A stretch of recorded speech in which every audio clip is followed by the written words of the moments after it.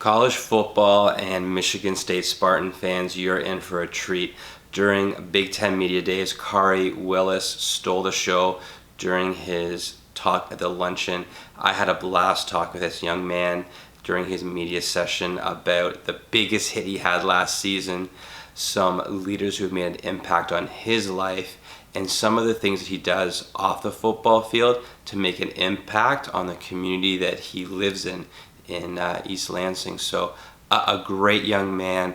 I think you're going to really enjoy this chat with him. What was your biggest or your favorite hit from last season? My favorite hit from last season would definitely be versus Penn State, receiver number 5. He was a great player. He was coming across the middle and slowly threw it to him. Actually, Joe Boston ended up intercepting it. But it was a high ball. He jumped for it. I had a clean shot on it. Yeah. Now, a lot of media are counting you as a Final Four playoff team. What's that buzz kind of mean to you guys? Like good motivation? Is that kind of pressure? What's that mean? It's something that I guess it could be a little bit of both. Depends on how you look at it. But I don't really think that we look at too much more what the media attention is for us. Just because we have self-expectations as a team, we have things we want to accomplish, and I think we know what we're capable of. And as long as we go out and do it on a day-to-day basis in practice, it should show up on Saturdays. You talked earlier today about being a light in your community where you can give back. How has that changed, or how has that affected you in terms of everything that's happened on campus the last year? Has that kind of emphasized it more for you? It definitely helped with everything going on around campus.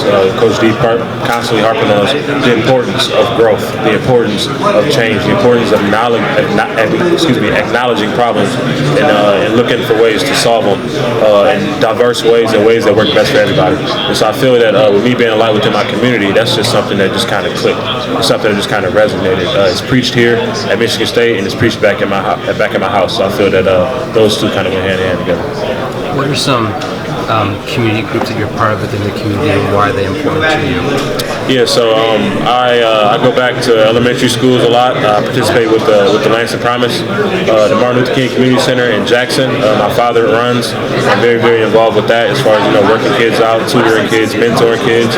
I go back to jails and prisons to visit some of my childhood friends, just give them something positive to look forward to. And then on my own time, I do.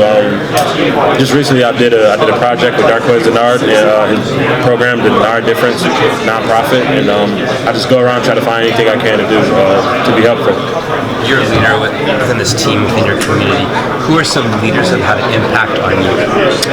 Some leaders that have an impact on me is obviously my father, my youth minister, Lee Hampton. He's had a huge impact on my life. I have some mentors, DePon McKinney. He's a guy that had an impact on my life, as well as former players here. So I'm really close with Darquez Denard. He continually helps me, informs me on what I need to do and what it's going to be like each step I take. And obviously following his lead, Coach D's lead, R.J. Williamson's lead, Riley Bulla, even Joe Bocci and Brian Lewerke.